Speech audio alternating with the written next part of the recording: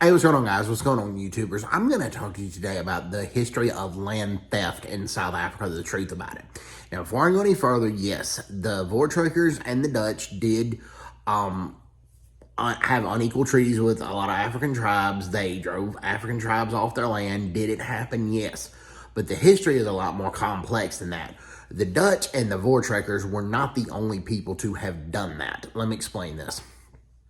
First of all, when the Dutch settled in 1652 in South Africa with the refreshment station, it was actually the Khoisan that fired the first shot with their poisoned arrows on Dutch livestock.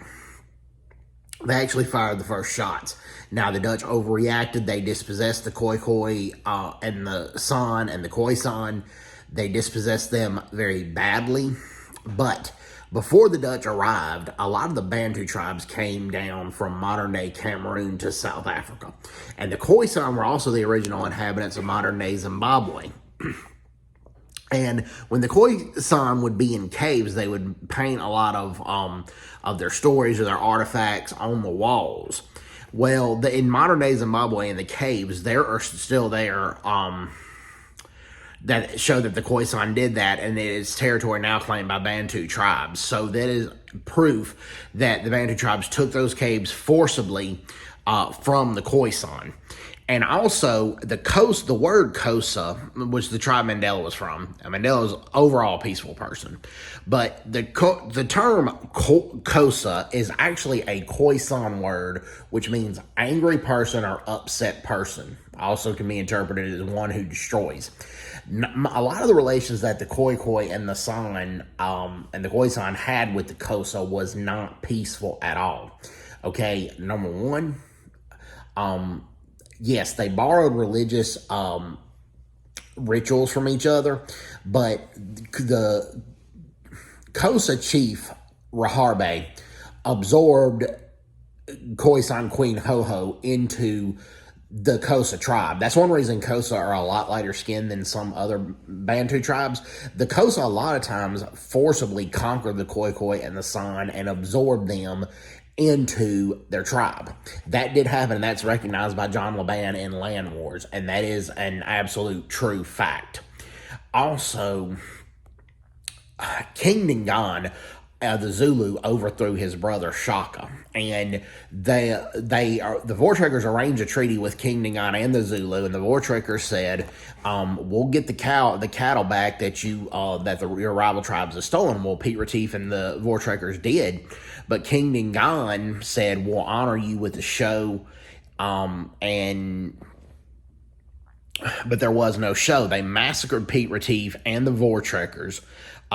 Killed the entire encampment, and they killed Pete Retief for laughs. They made Pete Retief watch his wife be raped and his son be murdered, and then King Dingaan and his cronies basically shoved spears up the rectums of a lot of the Voortrekkers.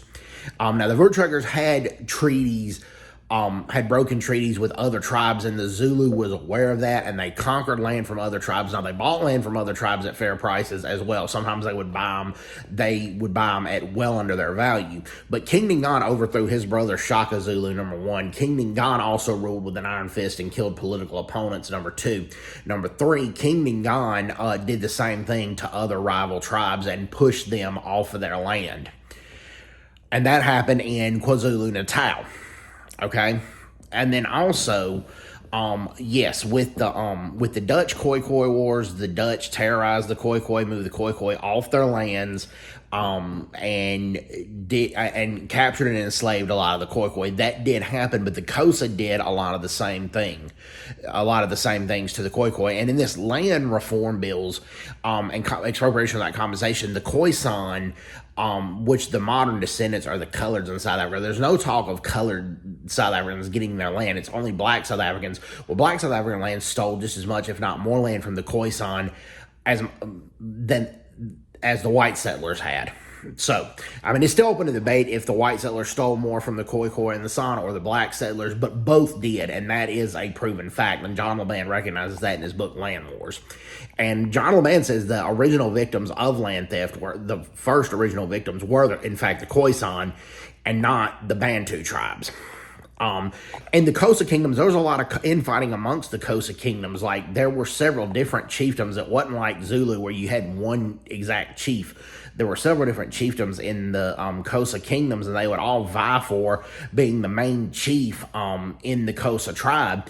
And in Gika and in Lambe fought for each other for the throne. And the reason they started fighting each other was they had a disagreement over who had the right to a certain concubine.